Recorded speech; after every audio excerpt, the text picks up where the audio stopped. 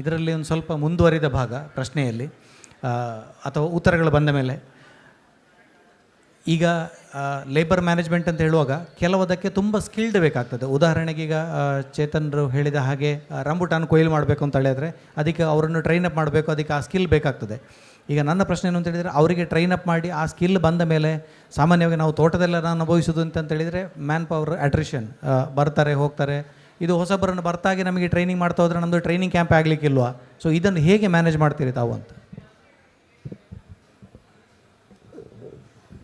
Sir, ನಮ್ಮದು work force ಬಗ್ಗೆ ಹೇಳುವುದಾದರೆ, ಒಂದು ನಮ್ಮ ವರ್ಕ್ ಫೋರ್ಸಿಗೆ ಸ್ವಲ್ಪ ಬ್ರೈಬ್ ಮಾಡೋದನ್ನು ನಾವು ಕಲಿಸಬೇಕು. ಅವರಿಗೆ ಸಾಲ ಕೊಡ್ತಾ ಇರಬೇಕು. ಅವ್ರು ಕೇಳಿದಾಗ, ಅವ್ರು ನಮ್ಮ ಹತ್ರ ಸಾಲ ಕೇಳಿದಾಗ ನಾವು ಕೊಡ್ತಾಯಿದ್ರೆ ಅವ್ರು ಆಟೋಮ್ಯಾಟಿಕ್ಲಿ ಬರ್ತಾರೆ. ಇದು ನಮ್ಮ ತೋಟದಲ್ಲಲ್ಲ, ಎಲ್ಲ ತೋಟದಲ್ಲಿ ಹೀಗೇ ಒಪ್ತೀರಿ, ಎಲ್ಲರಿಗೂ ಗೊತ್ತುಂಟು. ಇನ್ನೊಂದು, ರಂಬುಟಾನ್ದು ಕೊಯ್ಲಿಗೆ ಬಂದಾಗ ನಾವು ಸ್ಟಾರ್ಟಿಂಗಲ್ಲಿ ಎಂತ ಮಾಡಿದ್ವಿ, ರಂಬುಟಾನಲ್ಲಿ ಸೆಕೆಂಡ್ಸ್ ತುಂಬ ದಿಕ್ತದೆ. ಆ ಸೆಕೆಂಡ್ಸನ್ನು ನಾವು ಮಾರೋದಿಲ್ಲ. ಯಾರು ಕೊಯ್ಲಿಕ್ಕೆ ಬರ್ತಾರೆ, ಯಾರು ಅದನ್ನು ಹೆಕ್ಲಿಕ್ಕೆ ಬರ್ತಾರೆ, ಅವರಿಗೆ ಹಂಚಿ ಅದನ್ನು ಪಾಲು ಮಾಡಿ ಕೊಟ್ಟು ಬಿಡೋದು. ಇವತ್ತು 4 ಜನ ಬಂದರೆ ನಾಳೆ 10 ಜನ ಬರ್ತಾರೆ ಸಾರ್ಟಿಂಗಿದು ಕೆಲಸಕ್ಕೆ, ಇಲ್ಲ ಕೊಯ್ಲಿಗೆ ಕೆಲಸಕ್ಕೆ. ಯಾಕಂದರೆ ರಂಬುಟಾನ್ ಸಿಗ್ತದಲ್ಲ ಹೋಗುವಾಗ. ಒಂದು ಸ್ವಲ್ಪ ದಿವಸ, 1 ತಿಂಗಳು, ವರ್ಷದಲ್ಲಿ 1 ತಿಂಗಳು ಮಾತ್ರ ಅಲ್ಲ, ಕೆಲಸ ಮಾಡದವರು ಸಹ ಬರ್ತಾರೆ ಕೆಲಸ ಮಾಡಲಿಕ್ಕೆ. ಸೊ ಆ ವಿಷಯದಲ್ಲಿ ಒಂದು ಸ್ವಲ್ಪ ರಂಬುಟಾನ್ ಕೊಯ್ಲು ಮಾಡುವ ಟೈಮಲ್ಲಿ ಸಮಸ್ಯೆ ಇಲ್ಲ ಲೇಬರಿಗೆ. ರಂಬುಟಾನ್ ಕೊಯ್ಲು ಮಾಡಿದ ಮೇಲೆ ಪ್ರೂನಿಂಗ್ ಟೈಮ್ ಇರ್ತದೆ. ಆ ಪ್ರೂನಿಂಗ್ ಟೈಮಲ್ಲಿ ಸ್ವಲ್ಪ ಲೇಬರ್ ಇಶ್ಯೂಸ್ ಆಗ್ತದೆ. ಯಾಕಂದರೆ ಪ್ರೂನಿಂಗ್ ಟೈಮಲ್ಲಿ ಅದು ಸಿಕ್ಕಾಪಟ್ಟೆ ಗಿಡ ಕಟ್ ಮಾಡಿ ಮಾಡಿ ಮಾಡಿ ಮಾಡಿ ನಮಗೆ ಬೇಜಾರಾಗ್ತದೆ. ಇಷ್ಟೊಂದು ಕಾಯಿ ಹಿಡಿದ ಮರವನ್ನು ನಾವು ಇಷ್ಟೊಂದು ಬೋಳಿಸ್ತಿದ್ದೇವಲ್ಲ ಅಂತ ಅವರಿಗೆ ಬೇಜಾರು. ಮತ್ತು ಅವರಿಗೆ ಒಂದು ಮರವನ್ನು ಒಂದು ಸ್ವಲ್ಪ ಸಹ ಜಾಸ್ತಿ ಕಟ್ ಮಾಡಲಿಕ್ಕೆ ಅವರಿಗೆ ಮನಸ್ಸು ಬರೋದಿಲ್ಲ. ಕೆಲವೊಂದು ಸರ್ತಿ ನಾವು ಪೂರ್ತಿ ಮರ ಕಡಿಬೇಕಾಗ್ತದೆ. ಈಗ ನಾವು ಫಸ್ಟಿಗೆ 500 ಮರ ನಟ್ಟಲ್ಲಿ ಅದರಲ್ಲಿ 150 ಮರ ಕಡಿದಿದ್ದೇವೆ.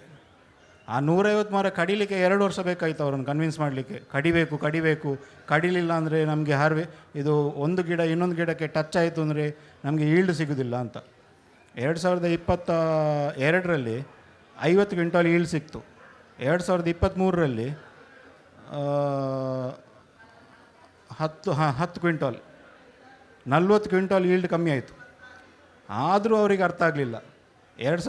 ಒಂದು ಸ್ವಲ್ಪ ಅರ್ಥ ಆಯಿತು ಅಂತ ಕೆಲವೊಂದೆಲ್ಲ ಮರ ಕಡಿಲಿಕ್ಕೆ ಬಿಟ್ಟರು.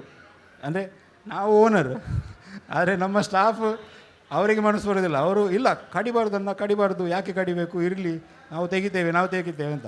ಇದು ಗೊಬ್ಬರ ಹಾಕಿದರೆ ಮಾತ್ರ ತೆಗೆಯುವಂಥ ಕ್ರಾಪ್ ಅಲ್ಲ ಇದು. ಗೊಬ್ಬರ ಹಾಕುವ ಜೊತೆ ಅದರ ಸೈಜನ್ನು ಸಹ ನಾವು ಇಟ್ಕೊಳ್ಬೇಕು. ಇದೆಲ್ಲ ನಾವು ಹೊಸಲ್ವಾ, ಅಂದರೆ ನಾವು ಯಾರು ಇನ್ನೊಬ್ಬರ ಹತ್ರ ಕಲ್ತಿರ್ತೇವೆ, ನಾವು ಅವರಿಗೆ ಬಂದು ಹೇಳ್ತೇವೆ. ಅದು ಇಲ್ಲಿಂದ ಅಲ್ಲಿಗೆ ಹೋಗಿ ಅವರ ತಲೆಗೆ ಹೋಗುವಾಗ 1-2 ವರ್ಷ ಆದರೂ ಬೇಕು. ಅದು ನಾವು ಏನು ಮಾಡಲಿಕ್ಕಾಗೋಲ್ಲ. ಅಷ್ಟು ಟೈಮಲ್ಲಿ ಅವರು ಹೋದರೆ ಮತ್ತೆ ತಿರ್ಗಿ ಇನ್ನೊಬ್ಬರನ್ನು ಟ್ರೈನ್ ಮಾಡಲೇಬೇಕು. ನಮಗೆ ವರ್ಷ ಆದಾಯ ಬರಬೇಕು ಅಂದರೆ ನಾವು ಹೇಗೆ ಅಡಾಪ್ಟ್ ಆಗಬೇಕು ಹಾಗೆ ಅಡಾಪ್ಟ್ ಆಗಬೇಕಾಗ್ತದೆ. ಆದರೆ ನಮ್ಮೊಟ್ಟಿಗೆ ಇದ್ದವರು ಈಗ ಎಲ್ಲರೂ ಅವರಿಗೆ ವಿಷಯ ಗೊತ್ತು. ಹಾರ್ವೆಸ್ಟ್ ಮಾಡುವ ಟೈಮಿಂದ ಪ್ರೂನ್ ಮಾಡುವ ಟೈಮಲ್ಲಿ ಒಂದು ಕತ್ತಿಯಲ್ಲಿ ಸಹ ನಾವು ಯಾವ ಮರವನ್ನು ಸಹ ಕಡಿಲಿಕ್ಕೆ ಹೋಗೋದಿಲ್ಲ.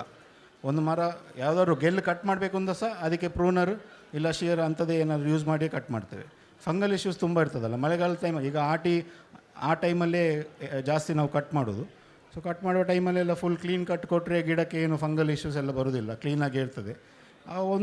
ಒಂದು ವರ್ಷ 2 ವರ್ಷ ಮಾಡಿ ಅಂದರೆ ಈ ಕೆಲಸ ಮಾಡಿದರೆ ಮತ್ತು ಅವರಿಗೆ ಒಂದು ಅಂದಾಜು ಆಗ್ತದೆ. ಮತ್ತು ನಾವು ಅವ್ರ ಜೊತೆ ಇರಬೇಕಂತಿಲ್ಲ, ಅವರೇ ಮಾಡ್ಕೊಂಡು ಹೋಗ್ತಾ ಇರ್ತಾರೆ.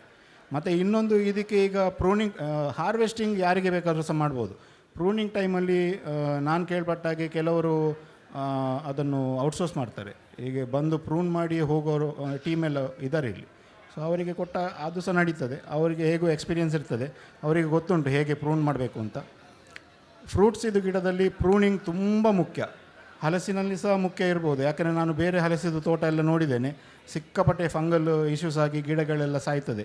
ಸೊ ಅವರು ಸಹ ಎಲ್ಲ ಸ್ಟ್ರೈಟ್ ಹೋಗ್ತಿರುವ ಗೆಲ್ಲನ್ನೆಲ್ಲ ಕಟ್ ಮಾಡಿ ಸೈಡ್ ವೇಸ್ ಬ್ರಾಂಚಿಂಗಿಗೆ ಜಾಸ್ತಿ ಮಾಡ್ತಾರೆ. ಇದರಲ್ಲಿ ಸಹ ಹಾಗೆ ಸೈಡ್ ವೇಸ್ ಬ್ರಾಂಚಿಂಗಿಗೆ ಜಾಸ್ತಿ ನಾವು ಫೋಕಸ್ ಕೊಡಬೇಕು. ಸ್ಟ್ರೈಟ್ ಹೋಗೋದಂತನೆಲ್ಲ ಬಿಡ್ತೇವೆ. ಮತ್ತು ಫ್ರೂಟ್ಸ್ ಇದು ಗಿಡಕ್ಕೆ ಅಲ್ಲ, ಯಾವುದೇ ಮರ ಆಗಿರ್ಬೋದು, ಮೇಲೆ ಮಾತ್ರ ಬಿಸಿಲು ಬೀಳುವುದಲ್ಲ, ಅದರ ಬುಡದಲ್ಲಿ ಸಹ ಹಾಗೆ ಬಿಸಿಲು ಬೀಳಬೇಕು. ಆ ಬುಡದಲ್ಲಿ ಬಿಸಿಲು ಬೀಳುವ ಹಾಗೆ ನಾವು ಅದನ್ನು ಶೇಪ್ ಸಹ ಮಾಡಬೇಕು. ಸೊ ಇದೆಲ್ಲ ನಾವು ನಮ್ಮ ಸ್ಟಾಫಿಗೆ ಸ್ವಲ್ಪ ಟ್ರೈನಿಂಗ್ ಕೊಡಬೇಕಾಗ್ತದೆ ಸ್ಟಾರ್ಟಿಂಗಲ್ಲಿ. ಈಗ ಅವರಿಗೆ ಎಲ್ಲರಿಗೂ ಅರ್ಥ ಆಗಿದೆ. ಅಂದರೆ 1 ವರ್ಷ ಕ್ರಾಪ್ ಲಾಸ್ ಆಯಿತು, ಅದಾದಮೇಲೆ ಈ ವರ್ಷ ತಿರ್ಗ ಹೆವಿ ಕ್ರಾಪ್ ಕಾಣ್ತಾ ಉಂಟು. ಆದರೆ ಈಗ 10 ದಿವಸದ ಮಳೆಯಿಂದ ಎಲ್ಲ ಡ್ರಾಪಿಂಗ್ ಆಗಿದೆ. ಆದರೂ ಸಹ ಅವರಿಗೆ ಈಗ ಅರ್ಥ ಆಗಿದೆ, ಓಕೆ ಇದು ಗಿಡಕ್ಕೆ ಹೀಗೆ ವ್ಯವಸ್ಥೆ ಮಾಡಿದರೆ ಮಾತ್ರ ನಮಗೇನಾದರೂ ತೆಗಿಲಿಕ್ಕೆ ಆಗ್ತದೆ ಅಂತ.